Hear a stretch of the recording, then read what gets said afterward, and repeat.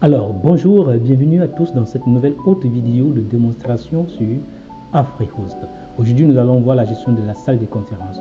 Voilà la liste des salles de conférence disponibles dans votre hôtel et nous allons créer une nouvelle salle de conférence.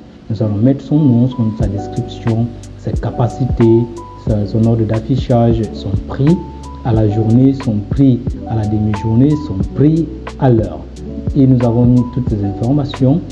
Ici, il faut comprendre que vous avez des salles de fête, vous avez des salles de conférence de différentes tailles, des conférences modulables. Vous pouvez créer tout ceci dans votre hôtel de manière à ce que, une fois que vous aurez besoin d'une commande d'un client, tout cela soit devant vous sans tracasserie.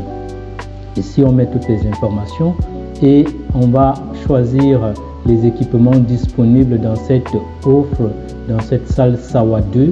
Nous avons le vidéoprojecteur, nous avons des écrans, nous avons l'ordinateur mis à disposition, ainsi de suite. Et nous allons cliquer sur créer.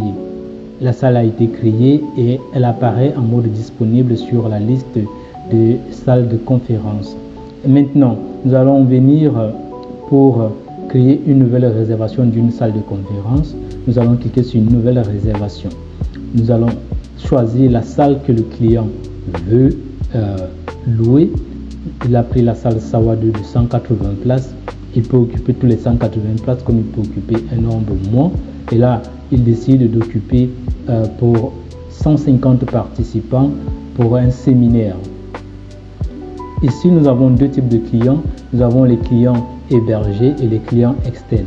L'organisateur est-il un client hébergé ou externe? Ici, on prend en l'occurrence un client externe, à savoir Trill Logistics, par exemple.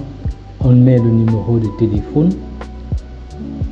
L'organisation, c'est Trill toujours, Logistics.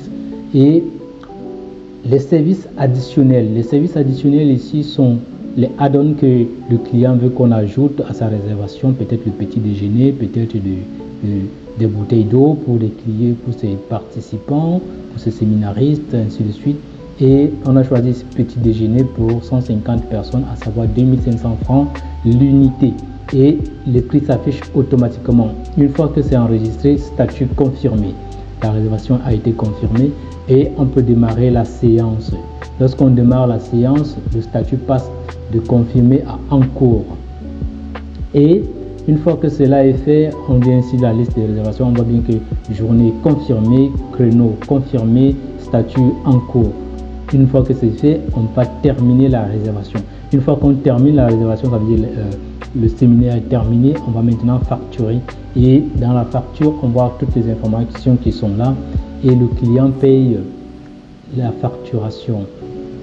Ici, il choisit de payer le total. C'est une salle de conférence normalement. Et tout est là. On peut imprimer la facture et lui donner. On voit bien que la salle soldée. Il n'y a plus rien à faire, c'est terminé.